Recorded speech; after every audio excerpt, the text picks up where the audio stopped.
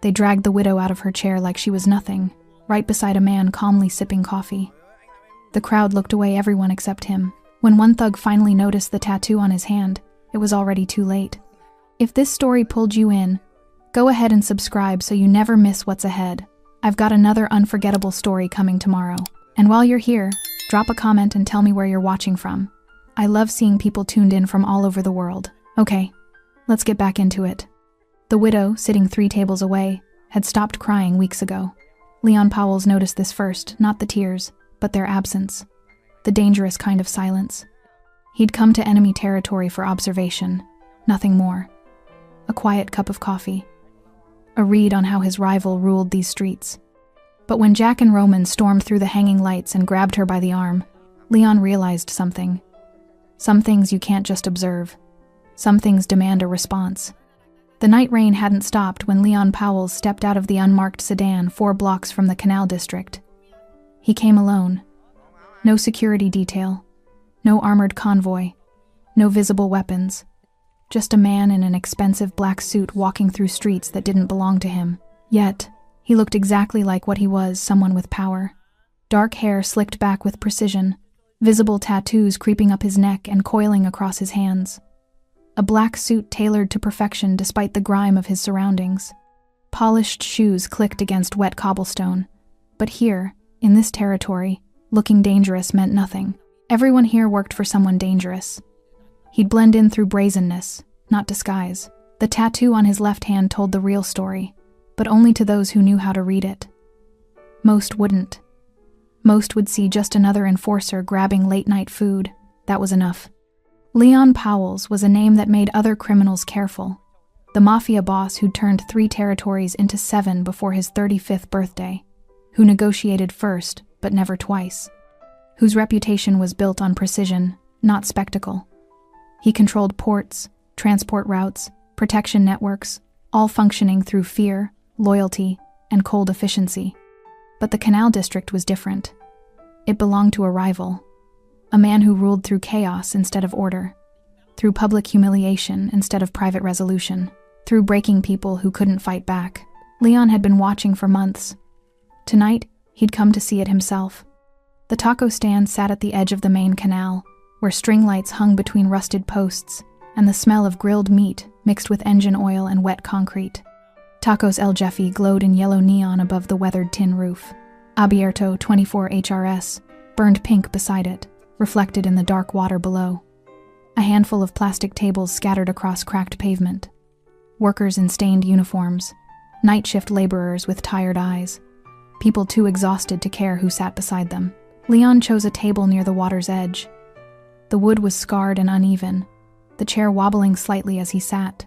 He ordered coffee from a vendor who barely looked at him, then settled back, one arm draped casually across the chair, the other lifting the chipped ceramic cup to his lips. He watched.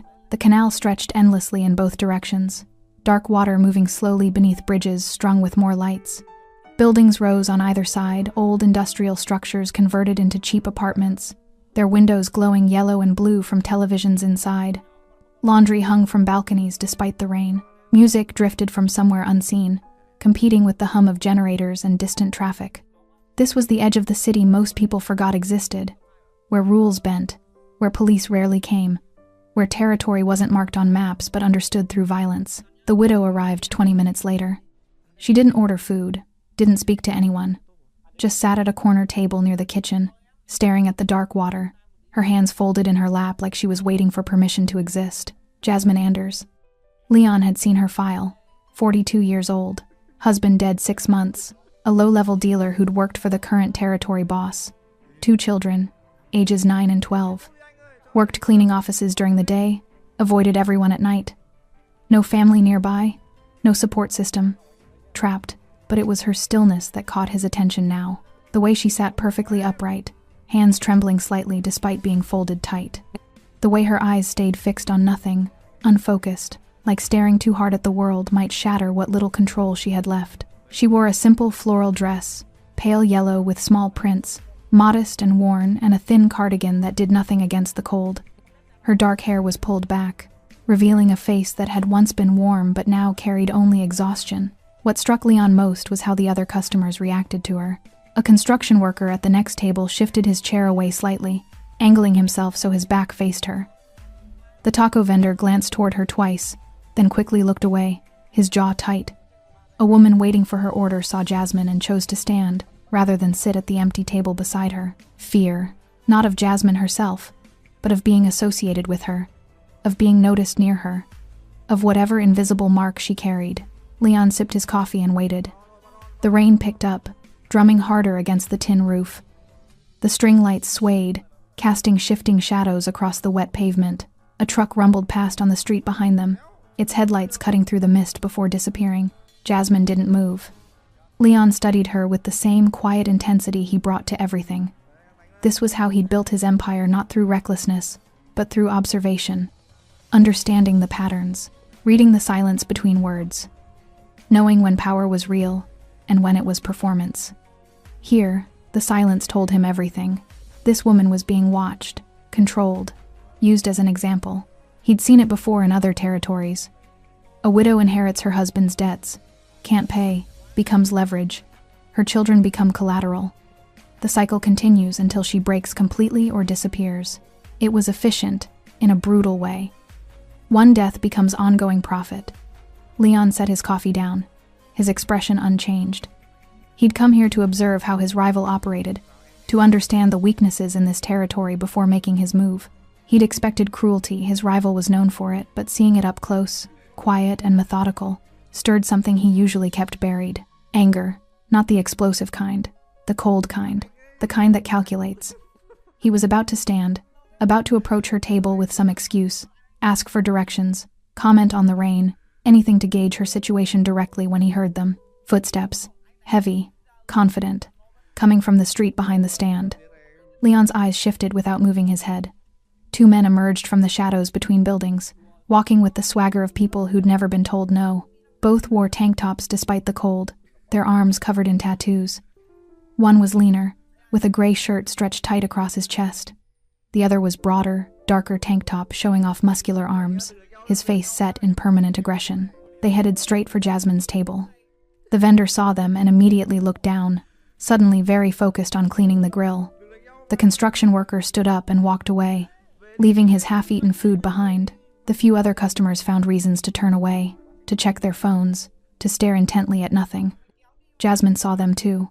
Her hands clenched tighter. Her breathing changed shallow, controlled, like she was trying to disappear by staying perfectly still. Leon remained motionless, his coffee cup raised halfway to his lips, watching. The two men stopped at Jasmine's table. "Time's up," the one in gray said. Jasmine didn't look up. Her hands remained folded in her lap, knuckles white, trembling now despite her attempt at stillness. The two enforcers loomed over her table, blocking what little light reached her corner. The one in the gray tank top, Jack, crossed his tattooed arms and leaned forward, invading the small space she occupied. "You deaf?" he said. "I said time's up." Still, she didn't respond, didn't move, just kept staring at the dark water beyond the edge of the stand, as if she could will herself to dissolve into it. Leon watched from his table, the coffee cup still raised, his posture unchanged. To anyone watching, he looked mildly curious at best, bored at worst, but his eyes tracked every movement, every shift in weight, every glance exchanged between the two men. The broader one, Roman, circled around to Jasmine's side, his boots scraping loudly against the wet pavement. He placed one massive hand on the back of her chair. 3 weeks late," Roman said, his voice a low rumble. "Boss is tired of waiting." Finally, Jasmine spoke. Her voice came out barely above a whisper, fragile and worn. I don't have it yet. I'm working extra shifts. I just need..." "Need what?" Jack interrupted, slamming his palm on the table. The sound cracked through the night air like a gunshot. Jasmine flinched. "Need more time? Need more excuses? We've heard it all, sweetheart." Leon set his coffee down slowly, carefully, making no sound. Jasmine's breathing quickened. "Please, my children, they need..." "Your children need their mother to pay what she owes," Roman said, his hand moving from the chair to her shoulder, gripping it, not gently. "What your husband owed, what you owe now. That's how this works." She closed her eyes, a single tear finally escaping down her cheek. "He's dead. I didn't ask for his debts. I didn't. Doesn't matter what you asked for." Jack said, leaning closer, his face inches from hers. Matters what you got. You got his debts. You got his responsibilities. You got his consequences. Leon's jaw tightened imperceptibly. His fingers drummed once against the table, a habit he'd broken years ago. But that surfaced now, unbidden. This was the system, the machinery of control his rival had built. Inherited debt, generational bondage, fear passed down like property. Jasmine opened her eyes, looking directly at Jack for the first time. There was something desperate in that gaze, something breaking. I'm trying. I work every day. I clean offices until midnight. Not good enough, Roman said, his grip tightening on her shoulder until she winced. Boss says you're making examples of yourself. Sitting here every night, looking miserable, making people uncomfortable. Bad for business. I'm not. This is the only place I can afford to. Don't care, Jack cut her off. He straightened up, looking around at the other customers who were all very deliberately not watching. You know what? I think you're stalling. I think you've got money hidden somewhere. Maybe we should check your apartment. Make sure those kids of yours aren't sitting on a pile of cash while mommy plays poor. Jasmine's eyes went wide with panic. No, please. They're asleep. They're just children. They don't. Then pay, Roman said simply. Tonight. Right now. Or we go have a conversation with them instead. The tears came freely now, streaming down Jasmine's face as her composure finally shattered. Her hands unfolded, reaching up as if to plead, then falling back to her lap as if she'd forgotten how to ask for mercy. I don't have it, she whispered. I'm sorry. I'm so sorry. I need more time. 2 weeks. I can get it in 2 weeks if I... You had 2 weeks, Jack said. You had 4 weeks before that. You had 6 months since your husband decided to get himself killed and stick you with his mess. Leon's hand moved to his lap, fingers curling slowly into a fist. Still, he didn't stand, didn't intervene. Not yet. He needed to understand the full extent of this, the complete picture. Roman leaned down, his mouth close to Jasmine's ear, his voice dropping to something meant to sound paternal but landing as pure threat. Listen carefully. You have until Friday. 3 days. You bring the full amount, 8,000, to the usual place. You don't? We take the kids. Not to hurt them, just to hold them, until you find motivation. Jasmine's breath caught, a sob escaping before she could stop it. They'll be comfortable, Jack added, grinning now. Fed. Safe. Long as you remember what you owe. Think of it as daycare. Expensive daycare. Please, Jasmine choked out. They're 9 and 12. They're in school. They haven't done anything. Neither did you, Roman said, releasing her shoulder and stepping back. But here we are. Life's unfair like that. Jack tapped the table twice with his knuckles, a casual gesture that somehow carried immense weight. Friday. Sunset. Don't make us come looking. They turned to leave, their job done, their message delivered.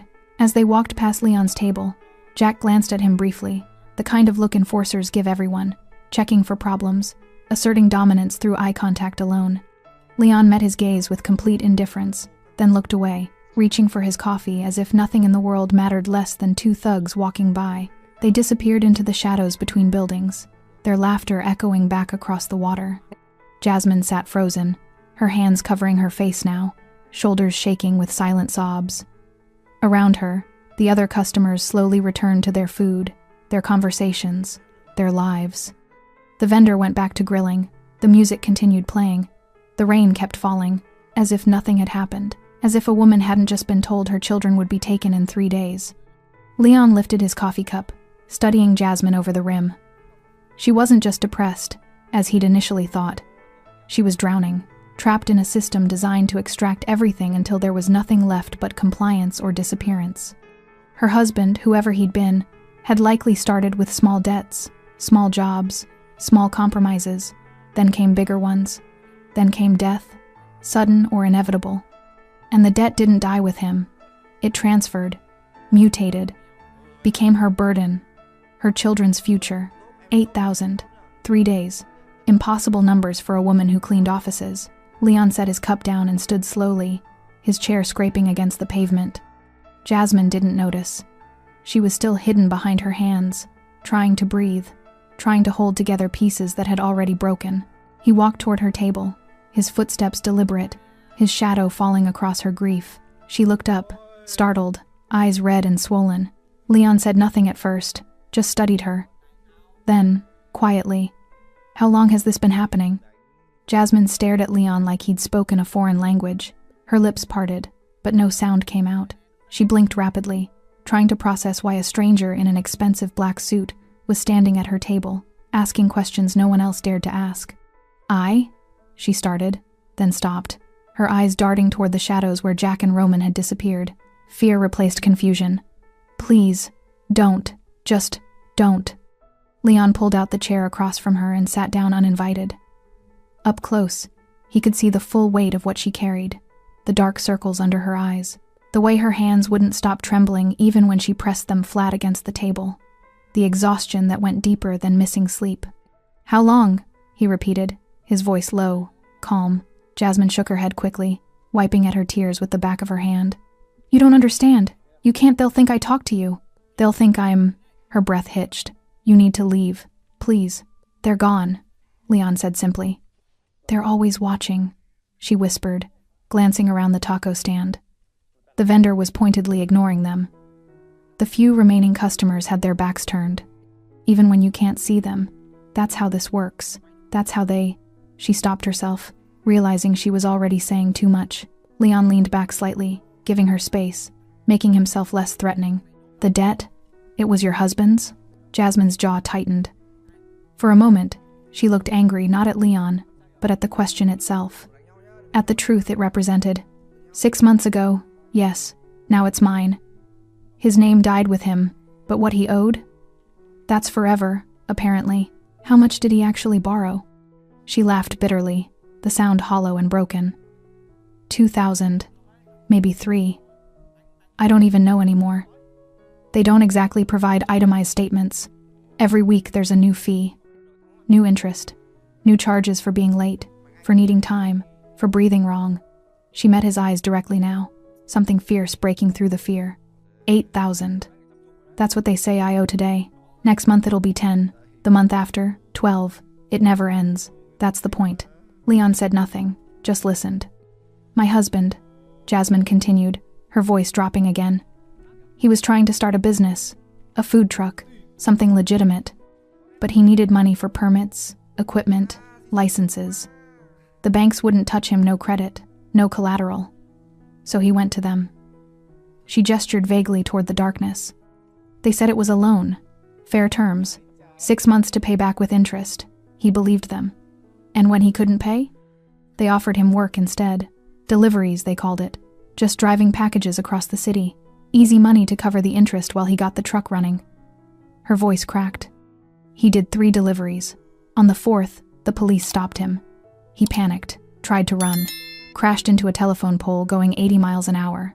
Leon's expression didn't change, but something cold settled behind his eyes. "They came to the funeral," Jasmine said, her hands clenching into fists. "Stood in the back, waited until everyone left. Then they told me, 'Your husband's debt is now your responsibility. His obligations are yours. You have 2 children who need to eat, need school, need a roof over their heads. We can make that very difficult. Or we can make it simple. Just pay what's owed. And if you run? Run where?'" She laughed again, that same broken sound. "They own this territory. The police don't come here. The landlords report to them. The shops, the schools, the clinics, everything connects back to them somehow. I tried once, got as far as the bus station. They were waiting when I came home. Didn't hurt me. Didn't need to. Just asked where my son was. He was at school. They knew his classroom number, his teacher's name, what time he got dismissed. The message was clear. Resistance was futile. Escape was impossible." Leon absorbed this information with the methodical precision he brought to all intelligence gathering. This wasn't just exploitation. It was a system. A machine designed to trap people and extract value indefinitely. His rival had turned debt into slavery, and the police into accomplices through deliberate absence. "The children," Leon said. "They threatened to take them." Jasmine's composure shattered again. Fresh tears spilled down her cheeks. "Friday, 3 days. If I don't bring $8,000 money I'll never have. They'll take my babies. They'll call it safekeeping. They'll say it's just until I find the money. But I know what it really is." leverage, insurance, a guarantee that I'll do whatever they want, forever, just to see them again. What will you do? I don't know, she whispered. I've been sitting here for 2 hours trying to figure it out. There's nothing to sell, nothing to borrow against.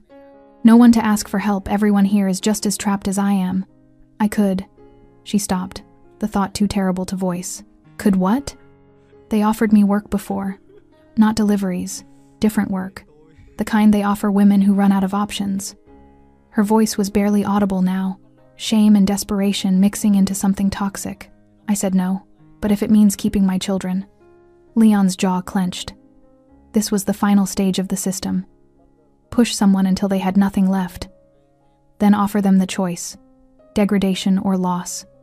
Make them complicit in their own destruction. His rival wasn't just running a territory. He was running a meat grinder. Don't, Leon said simply. Jasmine looked at him, confusion replacing despair for a moment. What? Don't do their work. Don't pay them. Don't make that choice. She stared at him like he'd lost his mind. You don't understand. They'll take my children. They won't. How can you possibly? Because I'm going to stop them, Leon said quietly. The words hung in the humid night air, absurd and impossible. A stranger in a black suit, drinking coffee at a canal-side taco stand, promising to stop an entire criminal organization from taking a widow's children. Jasmine's expression shifted from confusion to something harder, anger. Who are you? Some kind of hero? You think you can just… She stopped mid-sentence. Her eyes had dropped to Leon's hand, resting on the table, to the tattoo that covered his knuckles and wrapped around his wrist. A specific design, a specific pattern. Recognition dawned slowly. Then all at once, her face went pale. Oh God, she breathed. You're not from here? No, Leon confirmed. You're from across the river. You're… Her voice dropped to barely a whisper, as if saying it too loud would make it real. You're Leon Powell's. He didn't deny it. Jasmine pushed her chair back, standing abruptly. You need to leave. Right now. If they see you here, if they think I talked to you, sit down, Leon said calmly. They'll kill me. They'll kill my children. This territory, it's not yours. You being here, it's a declaration of, sit down. Something in his voice made her obey, sinking back into her chair despite every instinct screaming at her to run. Leon leaned forward slightly. Those men, Jack and Roman, how often do they come? Every week, sometimes twice. Always here? Here, or my apartment or my work, wherever I am. And if you bring the money Friday, they'll take it. Then next month there'll be more. Leon nodded slowly, filing away every detail. Then he stood, straightening his suit jacket. Jasmine looked up at him, terrified and confused. What are you going to do? Finish my coffee, Leon said. You should go home, lock your doors, keep your children close.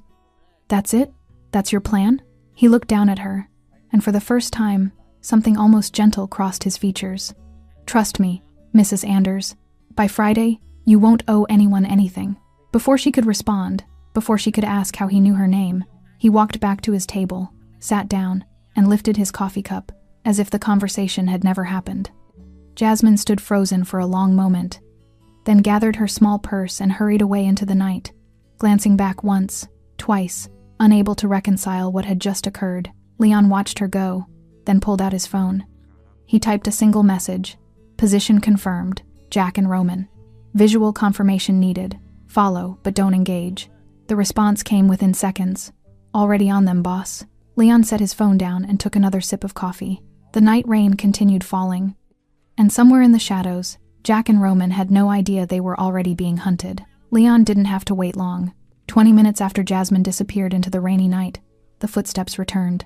Heavier this time, more deliberate, the kind of walk that announced itself, that demanded attention and obedience. Jack and Roman emerged from the same shadows they'd vanished into, but their swagger had intensified. They'd been drinking, Leon could tell from the looseness in their movements, the volume of their laughter. Roman carried a bottle wrapped in brown paper. Jack had his phone out, showing his partner something that made them both grin. They weren't alone this time. Behind them walked a third man, older, with a shaved head and a scar running from his temple to his jaw. He wore a leather jacket despite the humidity and moved with the careful precision of someone who'd survived too many fights to be reckless. This one was higher up the chain. A supervisor checking on his collectors. Leon remained still, his coffee long since cold, watching them approach the taco stand. The vendor saw them and immediately grabbed 3 bottles of beer from a cooler, setting them on the counter before they even asked. No money exchanged hands. The vendor's face was carefully blank. "Yo, Carlito," Jack called out, grabbing a beer and twisting off the cap. "That widow give you any trouble? She come crying to you after we left?" The vendor Carlito shook his head quickly. "No trouble. She left. Said nothing." "Good," Roman rumbled, taking his own beer. "She's learning. Fear's a good teacher." The scarred man said nothing, just accepted his bottle and surveyed the taco stand with cold assessment. His eyes passed over the few remaining customers, the hanging lights, the dark canal water. Then they landed on Leon. The man's gaze lingered, studying. Leon could feel the calculation happening. Stranger, expensive suit, sitting alone, too comfortable in hostile territory. The man's eyes narrowed slightly, professional curiosity engaged. Leon met his stare with perfect indifference, then looked away as if dismissing something uninteresting. It was a calculated move. Too much eye contact suggested challenge. Too little suggested fear. The right amount suggested someone who simply didn't care. The scarred man turned back to Jack and Roman. "The quota for this week? On track," Jack said, pulling out his phone and scrolling through what looked like a list. "Got 3 payments today. The widow's late, but she'll pay Friday or we take the kids like you said. 2 others are current. One guy tried to short us, so I don't need the details," the scarred man interrupted. "Just results." "We get results," Roman said defensively. "Every week, every month, people pay." "They better." The man took a long drink from his beer. "Boss is expanding east. Needs this territory running smooth. No problems, no drama, no excuses." Jack nodded eagerly. "We keep it tight. Everyone knows the rules." Leon listened to every word while appearing to ignore them completely. He'd pulled out his own phone, scrolling through nothing. Just another person killing time. But his ears tracked everything, the hierarchy, the expansion plans, the casual cruelty of, "Take the kids like you said." The scarred man finished his beer quickly and set the bottle down hard on the counter. "I'm heading back. You 2 finish your rounds, then check in." And Jack, "Yeah, boss? Stop drinking on the job. I smell it on you." Jack's smile faltered. "Just 1, to celebrate." "I don't care if it's 1 or 10. You stink like a distillery and you're supposed to be professional. This isn't a game. This is business." "Yes, boss. Sorry, boss." The scarred man walked away without another word, disappearing into the maze of streets and alleys. Jack and Roman stood in silence for a moment, the reprimand hanging between them. Then Roman laughed, low and mean. "Professional. Like what we do needs a degree. Man's gotta stick up his ass," Jack muttered, but quietly, making sure their supervisor was truly gone. "We're the ones doing the work. The dirty work. Breaking fingers, threatening kids, dragging people out of there." He stopped mid-sentence.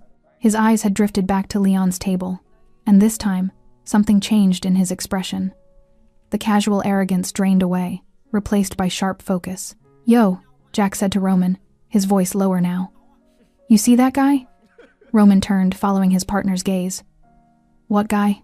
"Table by the water, black suit, been sitting there the whole time." "So? Lots of people sit." "No, not here. Not dressed like that. Not this late."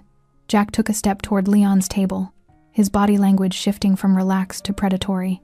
"Something's off." Roman hesitated, then followed. "You're paranoid. I'm careful. There's a difference." They approached Leon's table together, their shadows falling across the worn wood. Leon didn't look up from his phone, didn't acknowledge them, didn't show the slightest interest in 2 armed enforcers walking directly toward him. "Hey," Jack said, stopping a few feet away. "You." Leon let a beat pass, then slowly raised his eyes from his phone. He looked at Jack with the mild irritation of someone interrupted during something important. "Can I help you?" Leon asked, his voice neutral, polite even. Jack's eyes narrowed. "You've been sitting here a long time." "Good coffee," Leon said simply. "Yeah? You from around here?" "Just passing through." "Passing through," Roman repeated, moving to Leon's side, flanking him. "Dressed like you're going to a wedding. At a taco stand. In the rain. At midnight." Leon set his phone down carefully. Is there a dress code I'm not aware of? Jack didn't smile. There's a territory code. This ain't your territory. I can tell. You don't smell right. Smell, right? Leon's tone suggested he found this amusing. Yeah, you smell like money, like you think you're better than everyone here. Jack leaned forward, hands on Leon's table. What are you really doing here? You a cop? Some kind of investigator? Or maybe you're just lost and too proud to ask for directions. I told you. Coffee.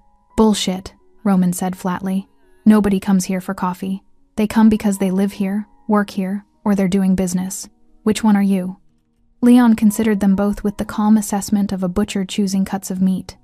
Then he smiled slightly, not friendly, just acknowledging the absurdity of the situation. I'm the kind of person who doesn't like being questioned while enjoying a quiet evening, he said evenly. Jack's jaw tightened. That's not an answer. It's the only one you're getting. The air shifted. Roman's hand moved toward his waistband, where a weapon likely sat. Jack's posture changed, weight shifting forward, ready to escalate from questions to violence. You got a real mouth on you, Jack said quietly. Maybe we should. He stopped. His eyes had dropped to Leon's hands, still resting casually on the table. To the tattoos that covered his knuckles, wound up his fingers, disappeared under his cuffs. But it wasn't just the tattoos. It was the specific design, the specific pattern. Jack's face went pale. Roman, he said, his voice suddenly tight. Look at his hand. Roman leaned closer, squinting in the dim light. Then he saw it too. The tattoo wasn't random. It was a mark, a signature, a declaration of allegiance that every criminal in the city knew how to read. 3 interlocking circles, a crown above them. Initials worked into the design so subtly that only someone trained to look would notice. It was Leon Powell's personal mark, the symbol of his organization, the sign that this man didn't just work for the Powell's family. He was the Powell's family. Roman took a step back, his hand dropping away from his waistband. Oh shit. Jack's bravado evaporated entirely. You can't be. Leon stood slowly, deliberately, his full height becoming apparent. He buttoned his suit jacket with practiced ease, every movement controlled, unhurried. I was having coffee, Leon said quietly, his voice carrying a weight it hadn't before. Minding my business, observing. But then you had to ask questions.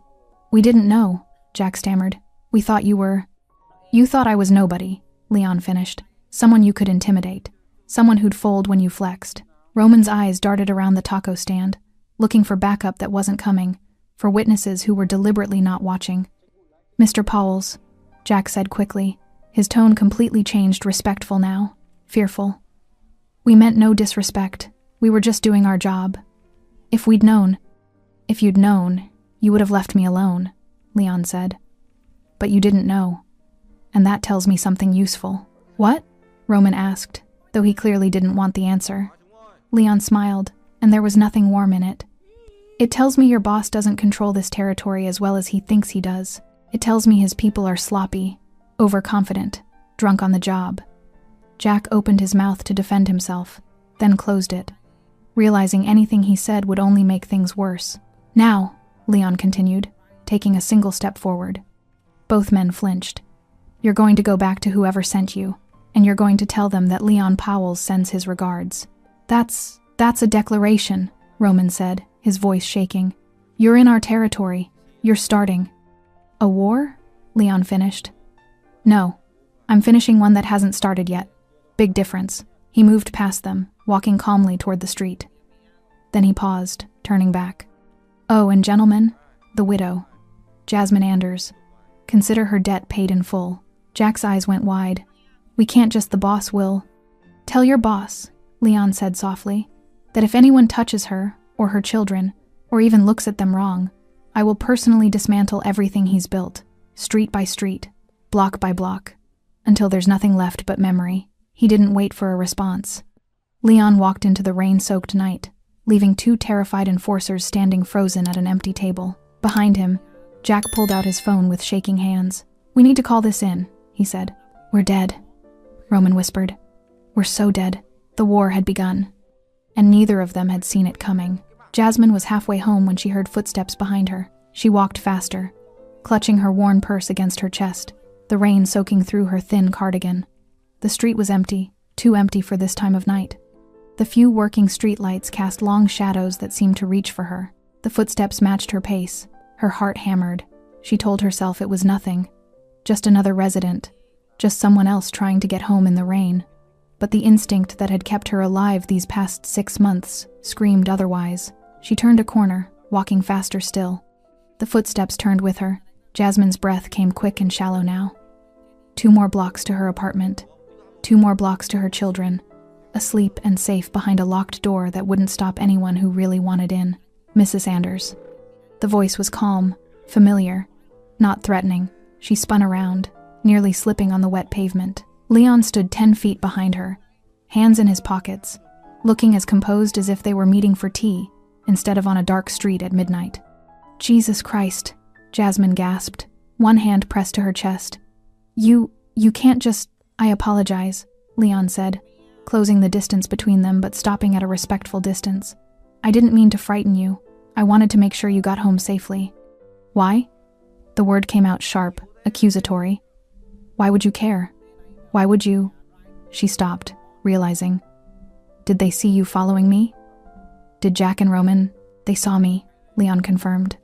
At the taco stand, after you left. Jasmine's face went white. No. She turned in a circle, as if expecting enforcers to materialize from the shadows.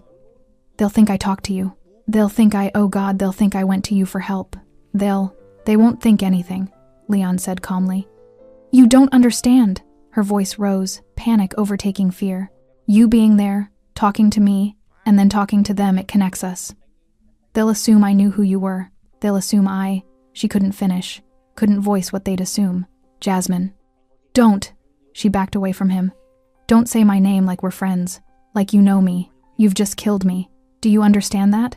You've killed me and my children. All because you wanted to play hero for 5 minutes. Leon's expression didn't change, but something flickered in his eyes. That's not what I did. Then what did you do? Tears mixed with rain on her face. What exactly did you accomplish back there besides painting a target on my back? I told them your debt was paid. Jasmine laughed a harsh, broken sound. You told them. You, a mafia boss from across the river, walked into enemy territory and told their enforcers that I don't owe them money anymore. And you think that helps me? It does help you. It makes me a liability. She was shouting now, all pretense of keeping quiet abandoned. Don't you see? I'm not just a widow with debt anymore. I'm the widow who talked to Leon Powell's, the widow who brought a rival boss into their territory, the widow who— Her voice cracked. They'll make an example of me. They have to. If they don't, everyone will think they're weak, that they can't control their own streets. Leon took a step forward. Jasmine took 2 steps back. Stay away from me, she said. Please, just go back to your territory. Forget you saw me. Forget this whole thing. Maybe if I grovel enough, if I convince them I didn't know who you were, maybe they already know I'm here, Leon said quietly. By now, Jack and Roman have called their boss.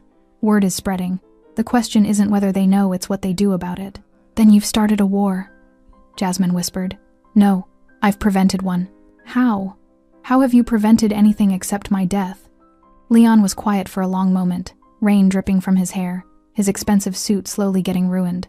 When he spoke, his voice carried a certainty that was almost frightening. Because I don't start wars I don't finish, and I don't make promises I don't keep.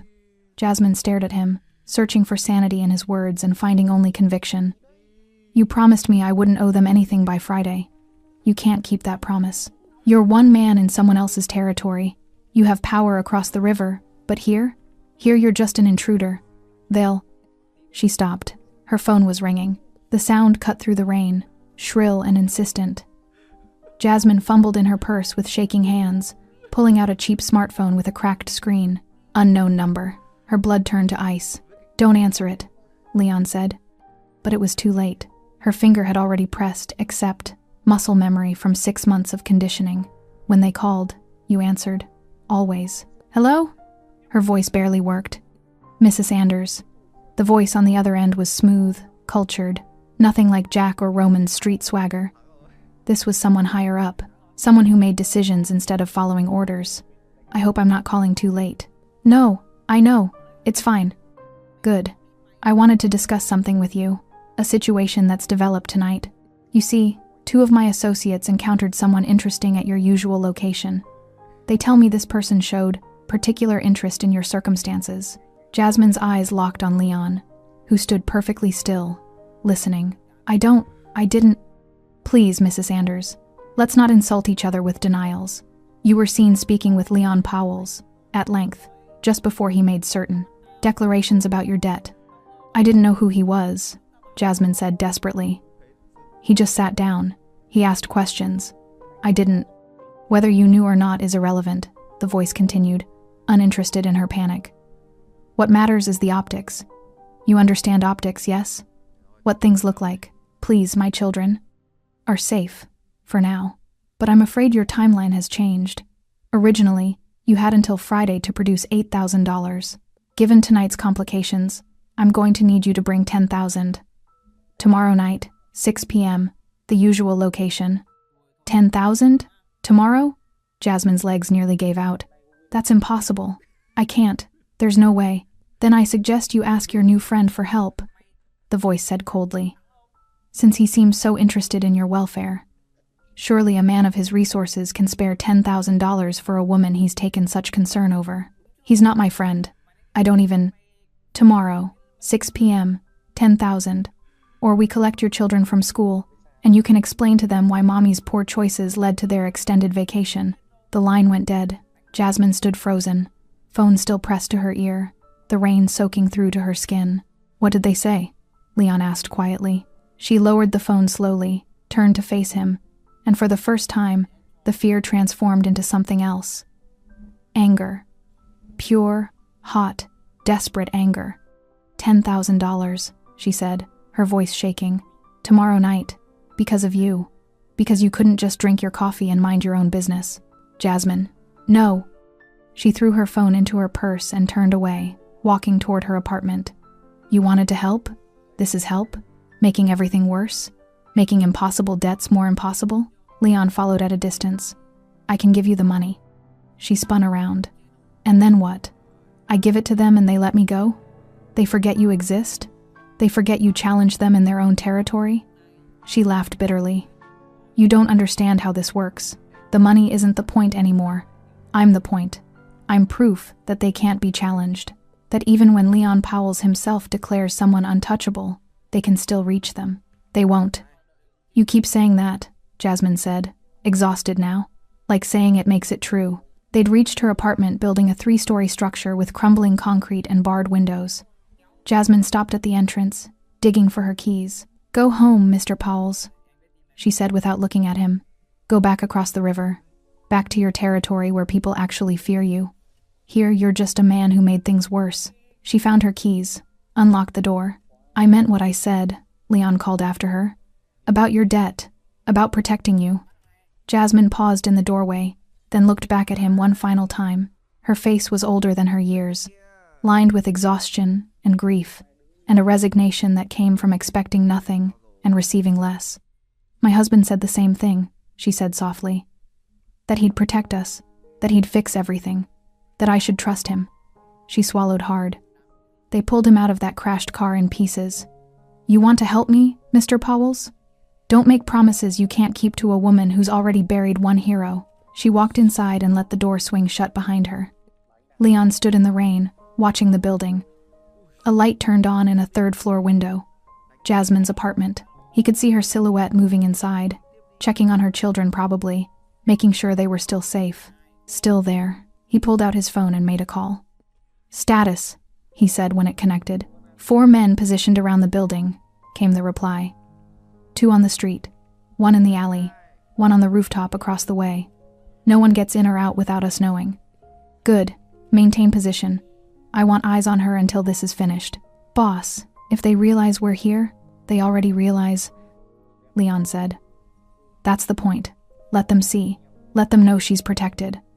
Let them wonder how many more of my people are in their territory that they haven't seen.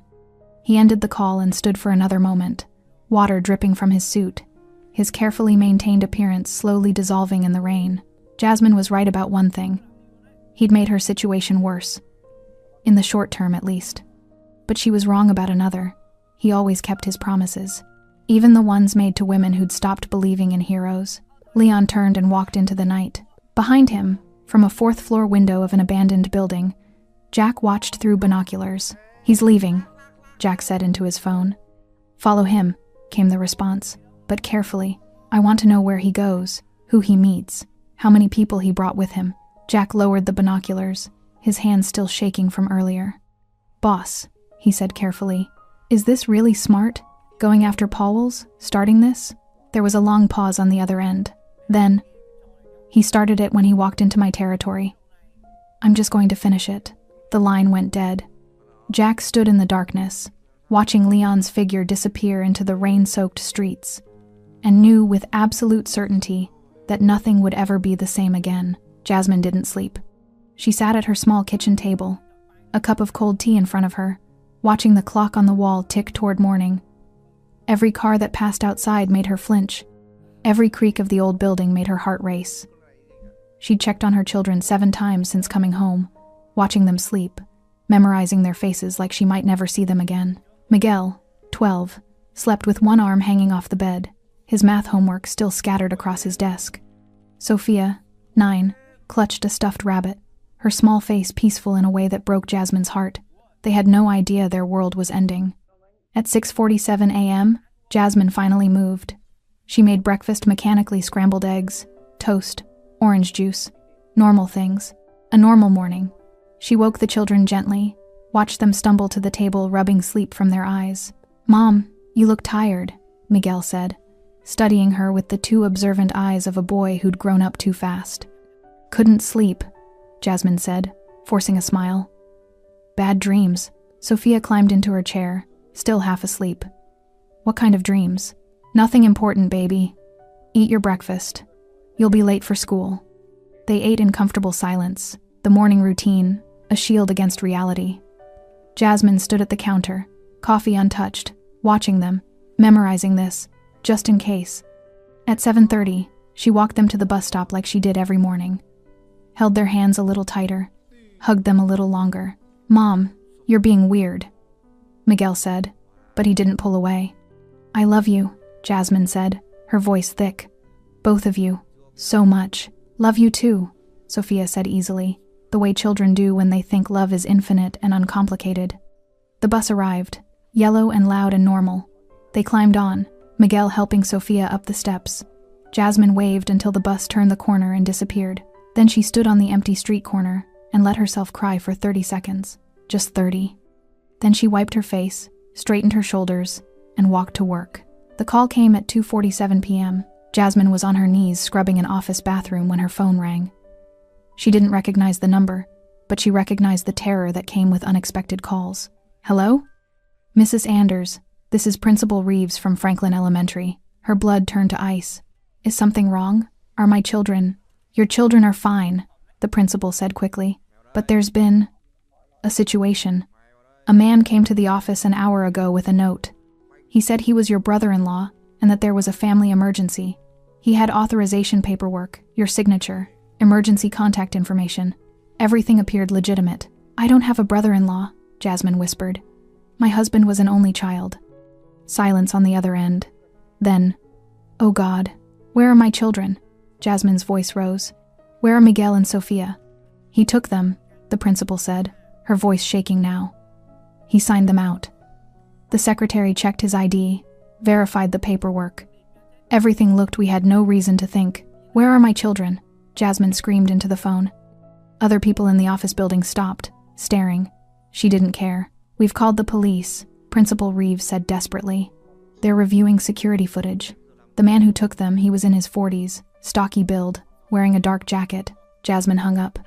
Her hands shook so violently she nearly dropped the phone. She stood in the middle of the bathroom, cleaning supplies scattered around her. Her reflection staring back from the mirror, a woman coming apart at the seams. They took them. They actually took them. She'd known it was possible. Had been threatened with it for months. But some part of her had believed it was just intimidation. Just theater. They wouldn't really kidnap children in broad daylight from a school. But they had. Because Leon Powell's had challenged them. Because she'd been seen with him. Because they needed to prove that their authority was absolute. And her children, We're the proof. Jasmine ran. Out of the bathroom, down the hallway, past her supervisor's shouted questions. Out of the building into the afternoon sun that felt too bright, too normal for a world where children disappeared from school. She ran the 6 blocks to Franklin Elementary, her lungs burning, her vision blurring with tears. The school was in chaos. Police cars in the parking lot, parents crowding the office. Principal Reeves standing by the door, her face pale, talking to 2 officers. "Mrs. Anders," the principal started when she saw Jasmine. "Show me the footage," Jasmine demanded. "Show me who took my children." One of the officers stepped forward.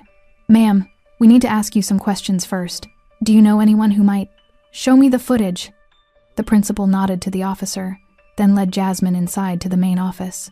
The secretary, a woman Jasmine had smiled at dozens of times during drop-offs, looked like she might be sick.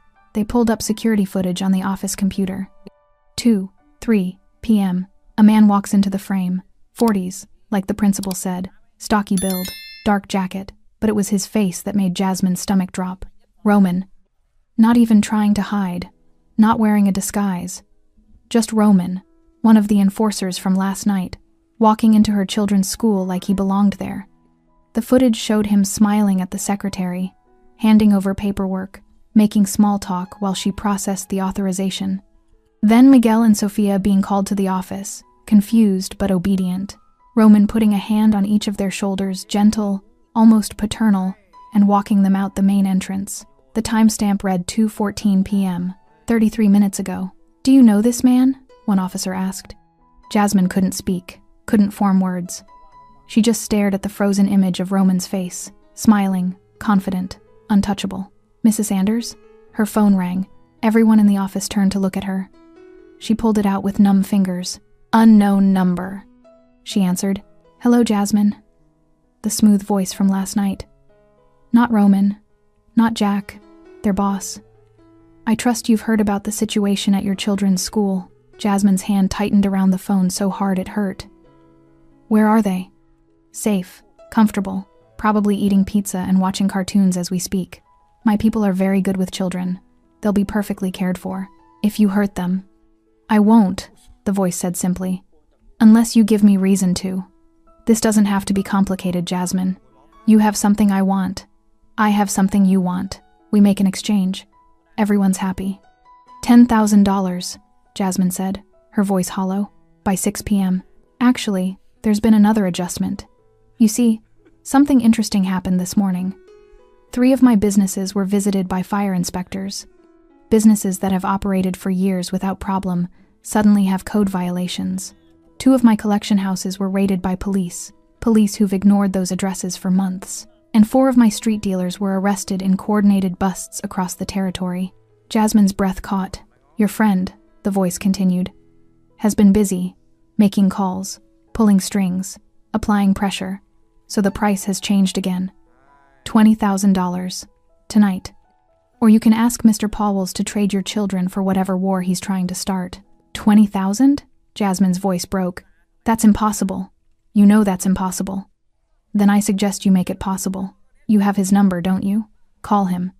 Tell him his heroics have a cost. Tell him I'll trade your children for a meeting. Just him and me. No weapons. No backup. A simple conversation about territory and respect. He won't come." "He will," the voice said with certainty. "Because he's the type of man who makes promises to widows. And men like that don't break promises. It's their weakness." "Where?" Jasmine whispered. "I'll send you an address. Be there at 8 p.m. With Pauwels, or with 20,000 cash, or with a very good explanation for why I should keep your children alive." The line went dead. Jasmine stood frozen, the phone still pressed to her ear, surrounded by police officers and school administrators who had no idea they were witnessing the end of her world. "Mrs. Anders?" Principal Reeves touched her arm gently. "What did they say?" Jasmine lowered the phone slowly, looked at the police officers with their notepads and protocols and complete irrelevance. "I need to make a call," she said quietly. "We can help you," one officer said. "If this is a kidnapping, if someone's making demands—" "You can't help me," Jasmine said. "No one can." She walked out of the office, out of the school, into the parking lot where afternoon sun painted everything in gold. Normal people doing normal things, parents picking up children who were actually there, Her hands shook as she pulled out her phone. She didn't have Leon's number, didn't know how to reach him, but she knew where he'd been last night. She called the taco stand. Tacos El Jefe, Carlito answered. This is Jasmine Anders, she said, her voice surprisingly steady. I need you to get a message to Leon Pauls. Tell him they took my children. Tell him there's a meeting tonight at 8. Tell him, her voice finally cracked. Tell him he was right. He made everything worse, and now my babies are gone. Señora, Carlito said softly. He's already here. What? He's been here since noon, drinking coffee, waiting. He said you'd call. Jasmine's breath caught. Put him on. There was a rustling sound, then Leon's voice, calm and cold. Jasmine. They took them, she sobbed. They took Miguel and Sofia from school. They want $20,000 or they want you. They want... I know, Leon said quietly. You know? How do you... I've been tracking Roman since he left the school. I know where your children are. Jasmine's legs gave out. She sank to the pavement in the middle of the parking lot, the phone pressed to her ear. Are they hurt? No. They're in a house on Bleecker Street, 4 guards outside, Roman and 1 other inside with the children. They're watching television. They're safe. For now. How do you know all this? Because I told you, Leon said, and there was something final in his voice. I don't make promises I don't keep. And I promised no one would touch your family. But they did. They took them. They made a mistake, Leon interrupted. The worst mistake they could make. They took children. That changes everything. What are you going to do? What I should have done last night, Leon said. Finish this. The meeting, Jasmine said desperately. They want you there at 8. It's a trap. You know it's a trap. Of course it's a trap. Then don't go. Please. Just give me the money. I'll pay them. I'll convince them. Jasmine, Leon said gently. This stopped being about money the moment they put their hands on your children. Tell me the address they gave you. She did, reading it from the text that had just arrived. The old warehouse district, Leon said. Predictable. Be there at 8, but stay in your car. Don't come inside no matter what you hear. I don't understand. What are you? Trust me, Leon said. One more time. Trust me. The line went dead. Jasmine sat in the parking lot, sun warming her face, police sirens wailing in the distance. And for the first time since her husband died, she let herself hope. The warehouse district at night looked like a graveyard for industry. Rusted shipping containers stacked like tombstones, cracked pavement overtaken by weeds, buildings with broken windows and faded paint, their glory days decades gone. The only lights came from a single warehouse at the end of the dock, harsh fluorescence spilling through grimy windows, making the building glow against the darkness. Leon arrived at 7:45 p.m. He parked 3 blocks away and walked, his footsteps echoing in the empty streets. He wore the same black suit from the night before, now cleaned and pressed. His tattoos were visible, his hands empty of weapons. He looked exactly like what he was, a man, walking into an ambush with his eyes open. But he wasn't alone. In the shadows behind him, concealed in abandoned buildings and behind shipping containers, 16 of his best men waited. Silent, invisible. Each one positioned with clear sightlines to the warehouse, each one armed and ready. Leon had spent the afternoon preparing. Not just positioning his people, but sending messages, making calls, applying pressure to every weak point in his rival's organization. The fire inspectors weren't random. The police raids weren't coincidence. Every move calculated to send one message. You can take children, but you can't keep them. He reached the warehouse at 7:53 p.m. The entrance was a rusted metal door, partially open, light spilling out. 2 guards flanked it, young men trying to look dangerous, their hands resting on weapons tucked into waistbands. Leon Pauls, one said, his voice cracking slightly. Boss is expecting you. I know, Leon said simply. Need to check you for weapons. Leon spread his arms without protest. The guard patted him down professionally, finding nothing. No gun, no knife, no wire. He's clean, the guard called inside. Send him in, came a response from deeper in the building. Leon walked through the door into a space that had once housed machinery but now held only emptiness. The concrete floor was stained with oil and rust. The ceiling stretched 3 stories high, exposed beams crisscrossing overhead. Work lights hung at intervals, creating pools of harsh brightness separated by deep shadows. At the far end of the warehouse, under the brightest light, sat a man in a leather chair that looked absurdly out of place. Beside him stood Jack and Roman, both trying to look confident despite what had happened the night before. The man in the chair was in his 50s, with silver hair swept back and a face that would have been handsome if not for the cruelty in his eyes. He wore an expensive suit navy blue with subtle pinstripes and a gold watch that caught the light. Diego Ruiz, the man who controlled this territory through fear and systematic brutality. "Mr. Pauwels," Diego said, his voice the same smooth tone from the phone calls. "Punctual. I appreciate that." Leon walked forward, his footsteps echoing in the cavernous space.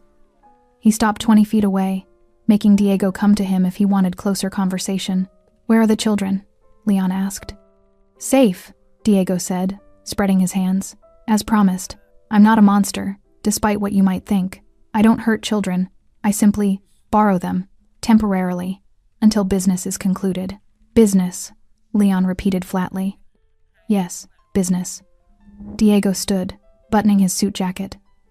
"You see, you've created a problem for me, Mr. Pauwels. You entered my territory without permission. You made declarations about one of my assets. You interfered with my operations. And then," his voice hardened, "you spent today systematically attacking my income streams. Fire inspectors, police raids, coordinated harassment, assets," Leon said quietly. "You called Jasmine Anders an asset, a debtor, an asset. Same thing in my business model. She's a widow with 2 children. She's a woman who inherited debt and responsibility," Diego corrected. "Her husband made choices. She lives with consequences. That's how the world works." Leon's expression didn't change, but his eyes went colder. "Not in my world." Diego laughed, a genuine sound, almost amused. "Your world. Yes, let's talk about your world. You control 7 territories. You run them with what people call honor, rules, structure. You think you're better than me because you don't squeeze widows? Because you have codes and hierarchies? I don't think I'm better than you," Leon said. "I know I am." The temperature in the room dropped. Jack and Roman shifted nervously. Diego's smile faded. "You know why I agreed to this meeting? Because I wanted to look you in the eye when I explained how things work here. This territory? It's mine. Not through inheritance or family legacy, but because I took it, built it. Every street corner, every business, every person who pays me, I earned that through work and will. You earned it through terror," Leon said. "Terror, power, control. Different words for the same thing." Diego walked closer now, closing the distance between them. "You rule through respect and fear in equal measure. So do I. The only difference is I'm honest about it." "The difference," Leon said, "is I don't kidnap children. I borrowed children," Diego corrected. "As insurance. As incentive. As a reminder that in my territory, I make the rules. Not you, not anyone else. Me." They stood facing each other now, 5 feet apart, 2 predators sizing each other up. "Here's what's going to happen," Diego continued. "You're going to leave this warehouse. You're going to return to your territories. You're going to issue a public statement that Jasmine Anders' debt stands, that you overstepped, that you respect territorial boundaries. And in return, I'll return her children unharmed and reduce her debt to the original amount." "No," Leon said simply. Diego's jaw tightened. "No? Her debt is paid. Her children will be returned tonight. And you're going to withdraw from this territory entirely." The warehouse went silent except for the hum of the work lights. Then Diego laughed again, but this time there was no humor in it. "You think you can come into my territory, alone, and make demands? You think because you have a reputation across the river that it means anything here?" "I'm not alone," Leon said. Diego's smile widened. "Neither am I." He raised his hand and snapped his fingers. Men emerged from the shadows. Not 2, not 5, dozens. They'd been hidden throughout the warehouse behind shipping crates, in the rafters, behind closed doors, each one armed, each one positioned to create a crossfire that would turn the warehouse floor into a kill zone. Jack and Roman stepped forward, flanking Diego. Around the perimeter, the circle of armed men tightened. Diego spread his arms. "You see? This is my territory, my warehouse, my rules. You walked in here thinking you were in control, but you never were." Leon looked around slowly, counting men, noting positions. Then he looked back at Diego, and to Jack and Roman's horror, he smiled. I came here alone because I wanted to give you a chance, Leon said quietly. One opportunity to do the right thing. Release the children. Walk away. Disappear. I would have let you go. Would have let you vanish to whatever hole you crawled out of. Let me go? Diego's voice rose. Let me? But you chose this, Leon continued, ignoring him. You chose to escalate, to threaten, to surround me with guns and men and think that makes you powerful. It does make me powerful, Diego said. I have 30 men in this building. You have yourself. So tell me, Mr. Powells, how exactly do you think this ends? Leon pulled out his phone. Not quickly. Not threateningly. Just calmly retrieving it from his pocket. Wait, Diego barked. His men raised their weapons. No calls, no tricks. Not a call, Leon said. He tapped the screen twice, then held it up so Diego could see. It was a live video feed. The image showed a house. Bleecker Street. The house where Jasmine's children were being held. But the guards who'd been outside were gone.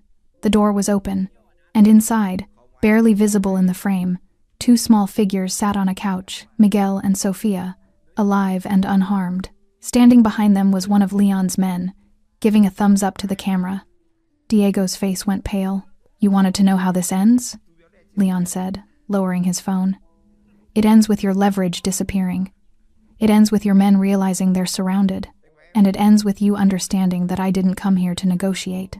He turned slightly, addressing the armed men around the perimeter. I came here to give you all a choice. What choice? Diego said, his voice tight. Your men can stay and fight, Leon said. They can be loyal to you and die in this warehouse, or they can walk away right now, alive, and find employment elsewhere. I'm told I pay better anyway. You think you can buy my people? Diego laughed, but it sounded forced. These men are loyal. They're loyal to money, Leon interrupted. Not to you, not to some abstract principle, to money and survival. And right now, I'm offering both. He turned slowly, making eye contact with each armed man in turn. I have 16 shooters positioned outside this building, he said clearly. Rooftops, windows, doorways.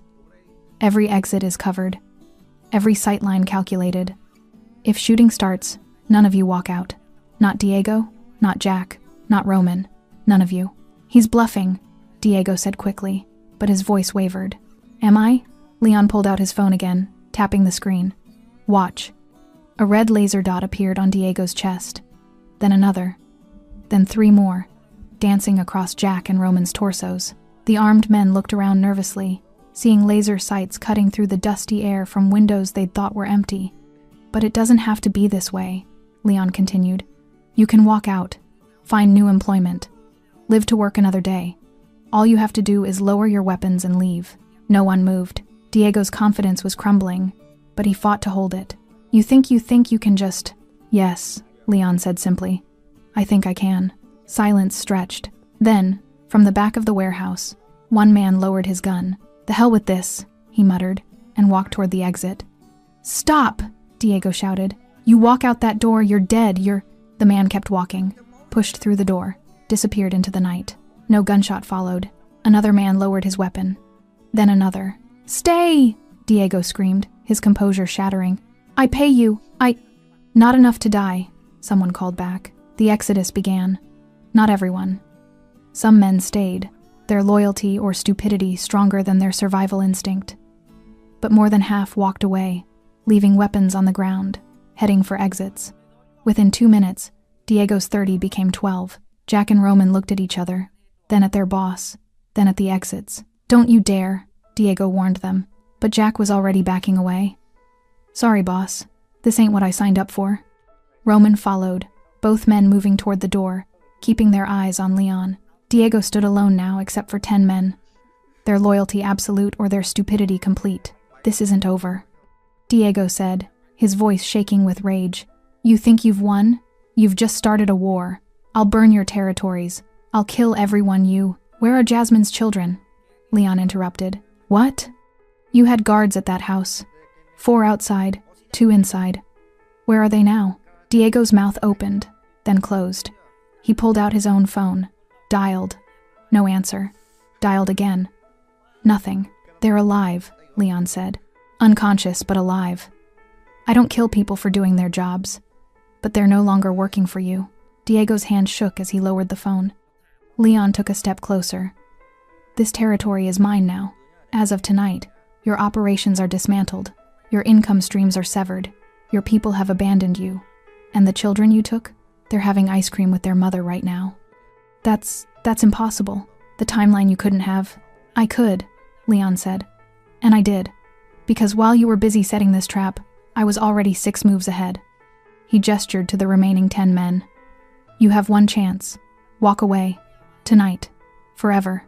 Take whatever money you have and disappear.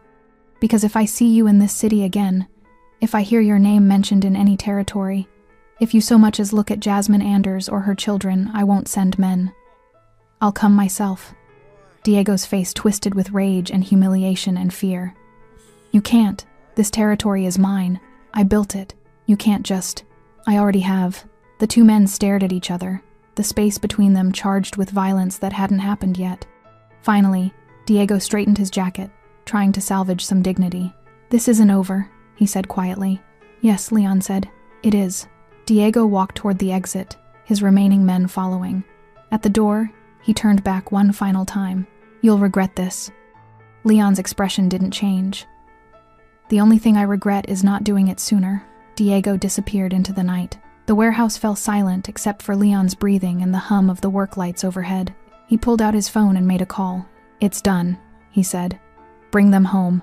Leon stood alone in the empty warehouse, listening to Diego's footsteps fade into the night.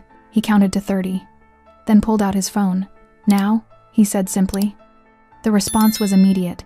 Engines roared to life outside. Headlights flooded through the warehouse windows, cutting through darkness like searchlights. Tires screeched on pavement. Diego had made it exactly half a block. Leon walked to the warehouse entrance, watching the scene unfold with the detached interest of a chess master, observing checkmate.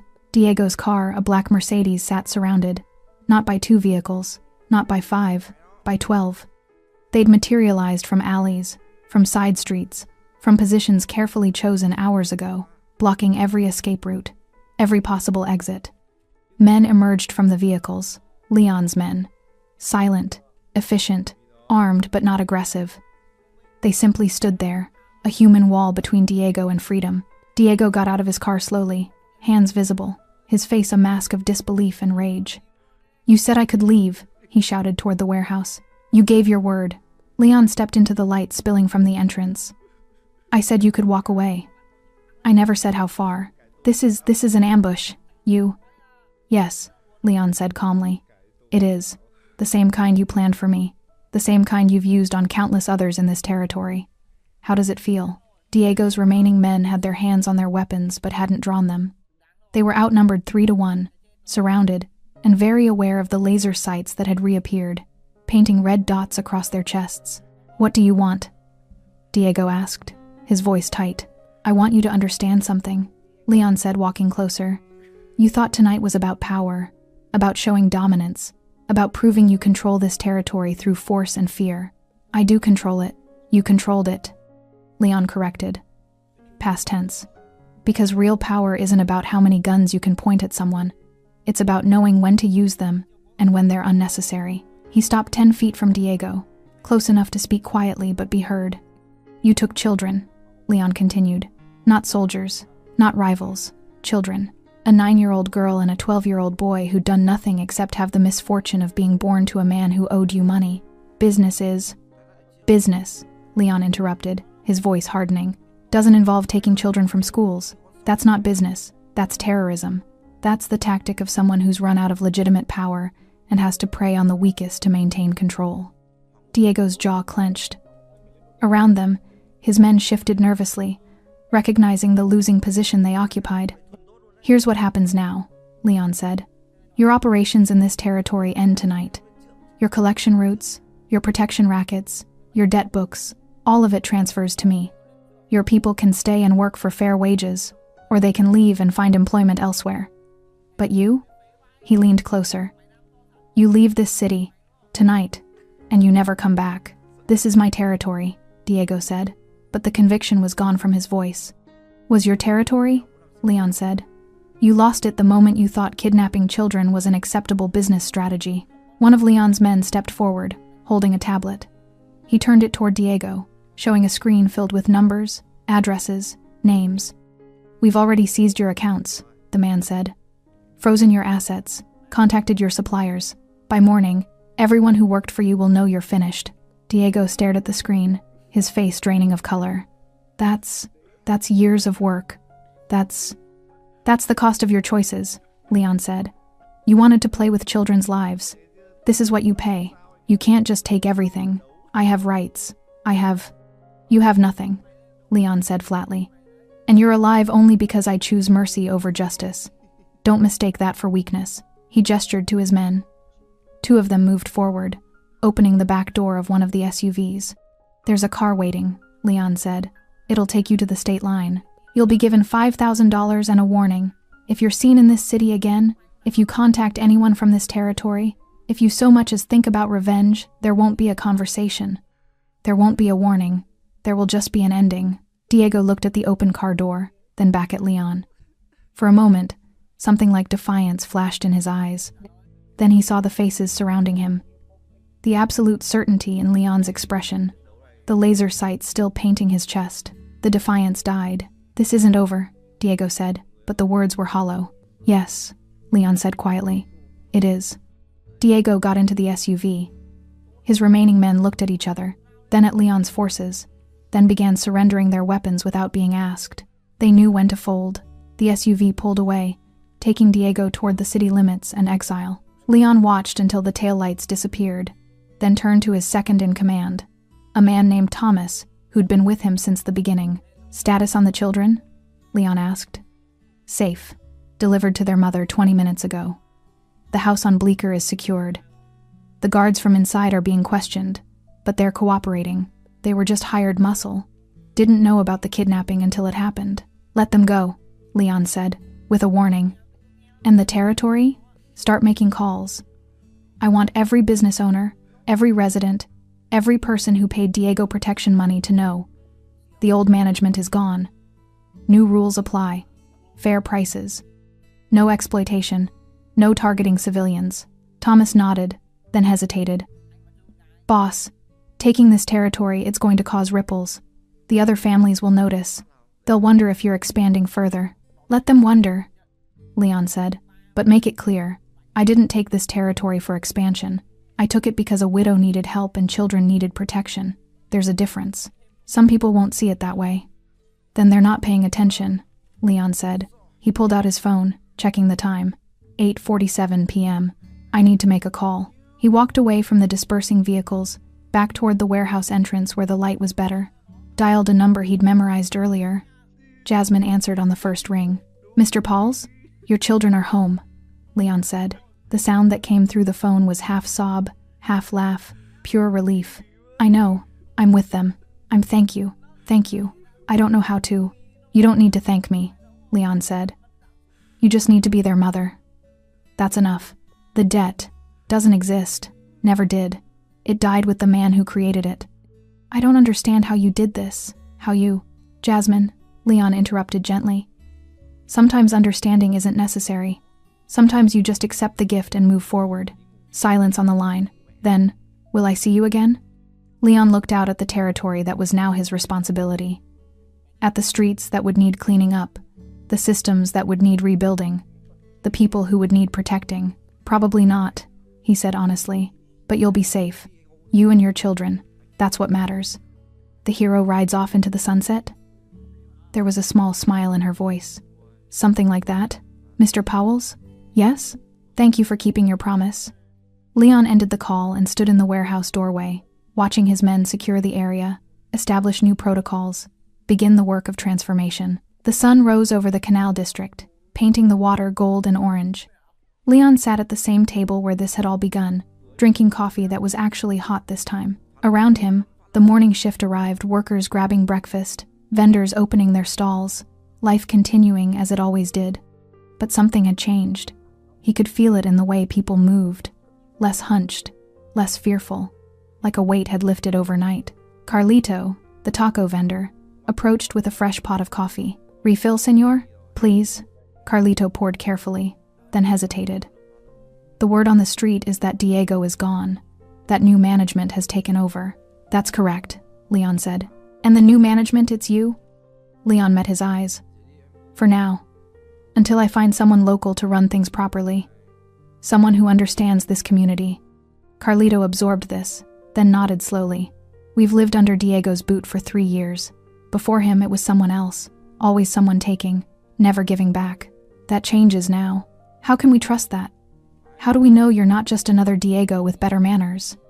It was a fair question. Leon respected him for asking it. You don't, Leon said honestly. Trust is earned. Watch what happens over the next weeks. Watch how the territory operates. Watch whether the promises I make are kept. Then decide. Carlito studied him for a long moment, then extended his hand. My daughter works at the community center. She teaches kids after school. Diego made her pay protection money just to keep the doors open. Leon shook his hand. Not anymore. What's the address? You'd help us? Just like that? I'd help you, Leon said. Because that's what power should do. Protect, support, build, not destroy. Carlito wrote the address on a napkin, his hand shaking slightly. Her name is Rosa. She's a good person, trying to make a difference. Then she'll have the resources to do it. After Carlito left, Thomas approached and sat across from Leon. The transition is going smoothly, he reported. Diego's people either left or pledged to work under new management. The debt books have been burned literally. We held a ceremony in the street at dawn. People watched. Some cried. Good, Leon said. But there's something you need to know. Someone you need to meet. Who? Thomas gestured across the street. A woman stood there, mid-30s, wearing a business suit that had seen better days. She held a briefcase and looked nervous. Her name is Patricia Brandon. She's a lawyer, works with tenants' rights organizations. She's been fighting Diego's evictions for 2 years, mostly losing because the system was rigged against her. Leon studied her. Send her over, Thomas waved. Patricia crossed the street, approaching the table with visible trepidation. Mr. Pauls? She said. Miss Brandon, please sit. She sat, setting her briefcase on the table. I don't usually meet with people in your position. I understand. What can I do for you? She blinked, surprised by the directness. I represent 43 families who were evicted under Diego's orders. Fake code violations, manufactured debts. They lost their homes, their belongings, everything. I've been trying to get them justice through legal channels, but the system was compromised. Leon finished. Yes, what do these families need? Patricia opened her briefcase with shaking hands, pulling out a thick folder. I have documentation, proof of illegal evictions, proof of coercion. If we could get these cases reopened, if we could force the landlords to compensate. The landlords work for me now, Leon said. As of this morning. What would fair compensation look like? Patricia stared at him. I don't understand. You have 43 families who deserve justice. I have the resources to provide it. What do they need? Housing? Money? Legal fees paid? All of that, she whispered. But that would cost. I don't care what it costs, Leon said. It's the right thing to do. Tears formed in Patricia's eyes. Why? Why would you? Because Diego built his empire on cruelty, Leon said quietly. I'm going to rebuild it on something else, starting with making his victims whole. She wiped her eyes quickly, professional instincts taking over. I'll need to verify everything. Make sure this isn't some kind of course. Thomas will give you his contact information. Work with him. Draw up whatever documentation you need. But Miss Brandon? He waited until she met his eyes. This isn't charity. This isn't guilt. This is what power is supposed to do. She left 20 minutes later with a signed letter of intent and a promise of funding. Leon finished his coffee as the morning grew brighter. His phone rang. Unknown number. Powell's, he answered. This is Captain Morrison, Police Precinct 12. I'm calling about last night's activities in the warehouse district. Leon's expression didn't change. What about them? Multiple reports of vehicles, armed personnel, possible hostage situations. My department would like some answers. Diego Ruiz left the city last night, of his own accord. His business operations have been transferred to new management. All debts forgiven. No violence occurred. No laws were broken. Silence on the line. Then, no laws broken, Mr. Powell's. You orchestrated a hostile takeover of an entire territory. I orchestrated the removal of a man who kidnapped children from a public school. If you'd like to investigate that, I have security footage, witness statements, and a full timeline of events. Another pause. I see. Captain Morrison, I respect the law. I work within it when possible, around it when necessary, but I don't break it carelessly. Check your records, check Diego's operation. Then ask yourself, is this city better with him gone, or with him running this territory? That's not how the law works, perhaps, Leon said.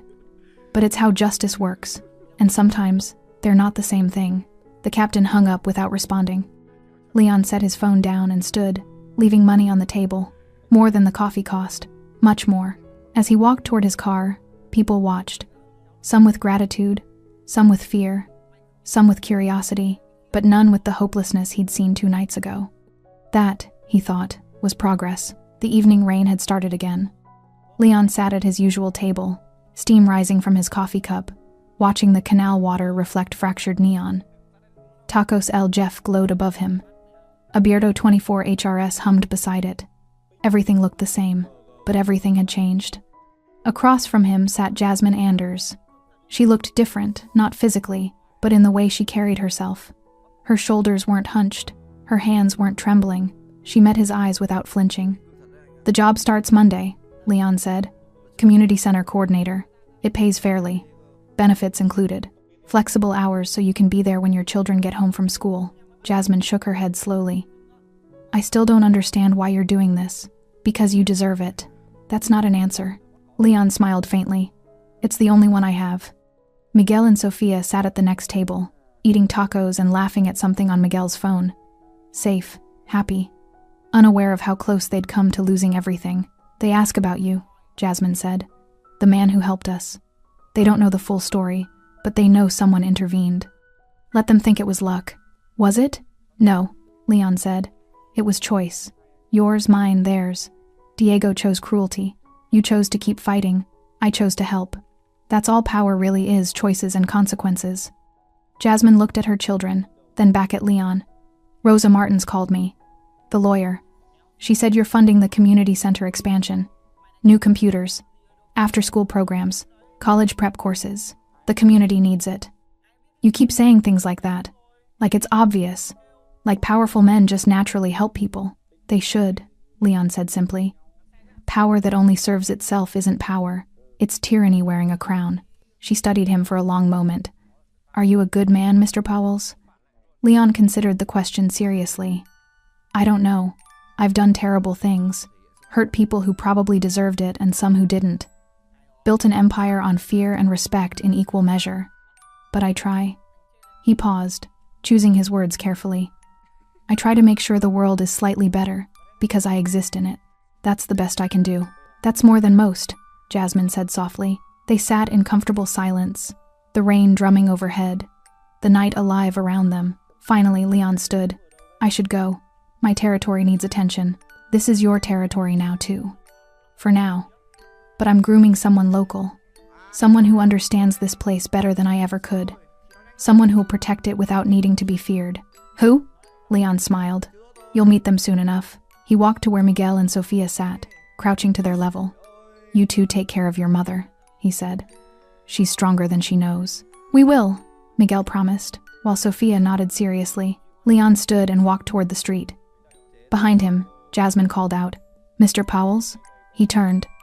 Thank you, she said, for keeping your promise. Leon nodded once, then disappeared into the rain. He walked 3 blocks to where Thomas waited with the car. Home, boss? Thomas asked. Not yet. I want to drive through the territory, see what needs fixing. They drove slowly through streets that were quieter now. Safer. Streetlights that had been broken were being repaired. Graffiti was being cleaned. Small changes. Important ones. The other families are asking about you, Thomas said. Want to know who you are. Why you care. Tell them I'm no one special. Just someone who believes people deserve better than they've been getting. They won't believe that. They don't have to. As long as things improve, my motivation doesn't matter. They passed the community center. Lights blazed inside. Through the windows, Leon could see children at computers, adults in a language class, families in what looked like a support group. Rosa Martins stood in the doorway, talking to someone. She looked up as they drove past, caught Leon's eye, and raised her hand in a small wave. He nodded back. "You're changing things," Thomas observed. "Not just here. People are watching. Other territories, other organizations. They're wondering what it means." "It means," Leon said quietly, "that power that exploits is temporary. Power that protects endures. They can wonder, or they can learn. Their choice." They drove back across the river into Leon's original territory, where his empire waited, where other responsibilities called. But Leon looked back once, through the rain-streaked window, at the canal district growing smaller in the distance. He'd come for coffee. He'd left having changed everything. And somewhere in that transformation, perhaps he'd changed too. The rain continued falling, washing the streets clean, preparing them for whatever came next. And in a small apartment overlooking the canal, Jasmine Anders tucked her children into bed, kissed their foreheads, and allowed herself to believe for the first time in months that tomorrow might actually be better than today. Thanks for sticking with this story until the very end. You're the reason these stories feel alive. If you're ready for another powerful journey, just tap the next video on your screen. And before you go, leave a quick comment and rate this story from 1 to 10. I'm excited to read your thoughts and connect with you in the comments. А все равно, сути дела не меняет, как говорится, зарплата плюс-минус везде там, больше, чуть меньше. И, наверное, это все, вот эта общая ситуация, наверное, у многих привела, во-первых, сфера развлечений, да, всякие там кредиты и так далее, настолько загоняют каждого в задницу человека. И об этом на самом деле никто так-то не говорит. Какое количество сейчас, допустим, даже в те же сложные времена такие, когда вот сейчас идет там специальная военная операция, да, где люди вообще умирают, в принципе, за какую-то сумму денег. То есть какая мотивация, то есть у мужика идти типа на войну, воевать и заработать денег? Потому что он вот в обычной жизни не понимает, типа, как реализовать себя. Он понимает, что он может пойти работать на какую-то работу, где зарплаты его все равно не будет хватать. Тут тоже двойственная сторона. Хорошо, когда она есть, плохо, когда ее нету. Да, вот это маленькая даже зарплаты. Но морально-то ты все равно подавлен. Ты понимаешь, да, я там пойду туда, смысла мне этого не принесет большого. Да, у меня там станет, если я вообще не работаю и буду работать за 50 тысяч, хорошо, что они у меня есть, я смогу там покушать себе купить, но это же дизмораль. Когда ты заходишь в интернет и видишь, как люди там в Дубае летают, покупают себе огромное количество автомобилей какие-то, много всего такого, что ты за эту зарплату себе никогда в жизни позволить не сможешь. И как человеку оставаться морально типа сильным? Что ему нужно делать? Наверное, во-первых, это, наверное, все от семьи исходит, да? То есть, какая семья у тебя, как она построена. Если ты один живешь, это сложно, да, ты будешь сам себя, но у тебя опять-таки, возможно, родители, если есть, которые друзья поддержат тебя в какой-то момент, хотя бы просто отвлекут тебя от этих мыслей. А если у тебя, к примеру, там семья, жена, к примеру, да, есть дети, то тут, наверное, поддержка только от них исходит какая-то. Вот, чтобы не упиваться в своих мыслях о том, что какая нынче сложная жизнь. И, наверное, других-то вариантов, в принципе-то, и нету. Какие вот еще варианты, в принципе, изменить, поменять свою жизнь настолько, чтобы она была, казалась тебе удачной, да, реализованным себя в жизни, в чем-то. Вот как проявляется на самом деле у нас реализованность? Наверное, у 90% случаев это финансовое благополучие, финансовая независимость. Это, наверное, одно из таких ключевых моментов, когда человек, наверное, считает себя реализованным, да, в этой жизни. То есть, как добиться этого? То есть, с учетом того, что даже возьмем нашу страну, да, сколько миллионов людей здесь живет, как каждому добиться этого результата? Непонятно. И с каждым годом просто ситуация становится все хуже и хуже. Все дорожает, люди зарабатывают либо столько же. Ну, даже если они зарабатывают столько же, на самом деле этого все уже недостаточно. К чему это все приведет на самом деле? В оконцове, наверное, мир погрязнет в большую депрессию в какую-то. Какие-то войны, возможно, или еще что-то еще больше глобальных таких вещей, которые не приведут ни к чему хорошему на самом деле. Поддержка каждого человека именно для того, чтобы он держался, наверное, морально, заключается в том, что, ну, наверное, дом, в который ты приходишь, должен быть крепостью твоей, да, что это единственное должно быть место, где ты будешь чувствовать себя под защитой. Для этого было придумано, наверное, своя пещера изначально, потом свои какие-то чумы, палатки различные, да, потом все это превратилось, на данный момент это у нас дома, квартиры, в которые мы приходим и должны ощущать себя в безопасности, чтобы можно быть немного морально расслабленным с учетом того, что ты выходишь каждый день на работу, на улицу, и все равно давление вот это вот, оно все равно присутствует. Когда ты заходишь в магазин, видишь цены эти, да, и так далее, не можешь себе что-то там приобрести, позволить на ежедневной основе, это откладывает большой, наверное, отпечаток. Не, наверное, а точно. И поэтому, когда возвращаясь домой, ты чувствуешь, вот хотя бы есть типа уголок того места, куда ты можешь прийти.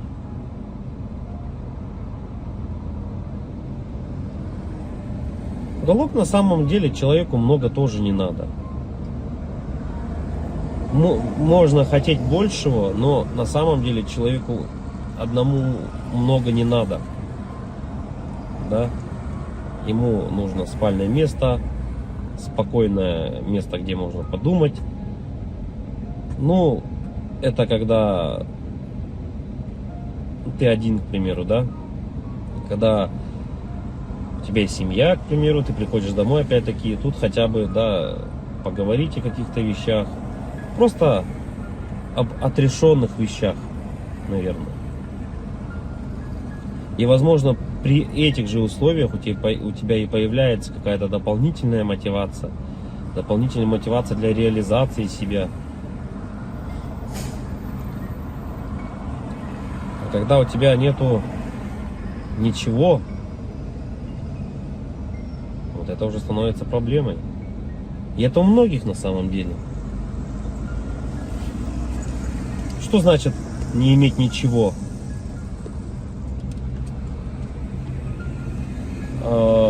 Тут, наверное,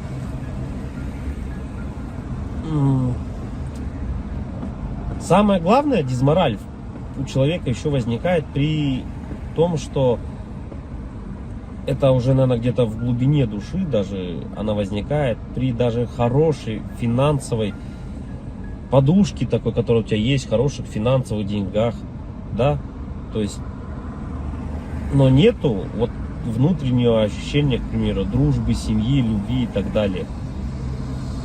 Это уже отдельно на самом деле разговор, потому что мы, вот, к примеру, можем взять, как сейчас вот Новстрой, если кто-то смотрит, насколько тяжело обладать такими финансами и не иметь, по сути, ничего. Ни друзей, ничего не иметь. Так главное, это получается для бедных главное деньги, для богатых главное какое-то внутреннее ощущение нужности не из-за денег. Вот такой вот.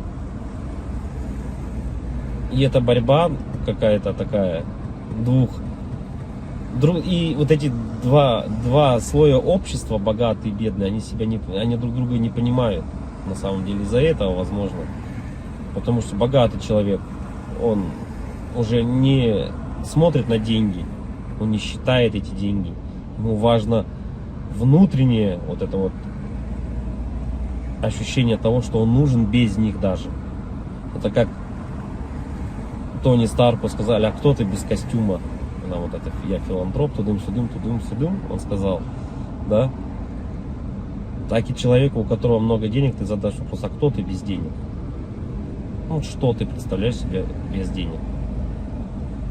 Вот и это, наверное, возможно, таких людей богатых, как вот, например, там Мелстрой, задав ему этот вопрос: а кто ты без денег? Он на него ответить-то и не сможет. Обратная сторона людей бедных, да, вот если мы посмотрим, человеку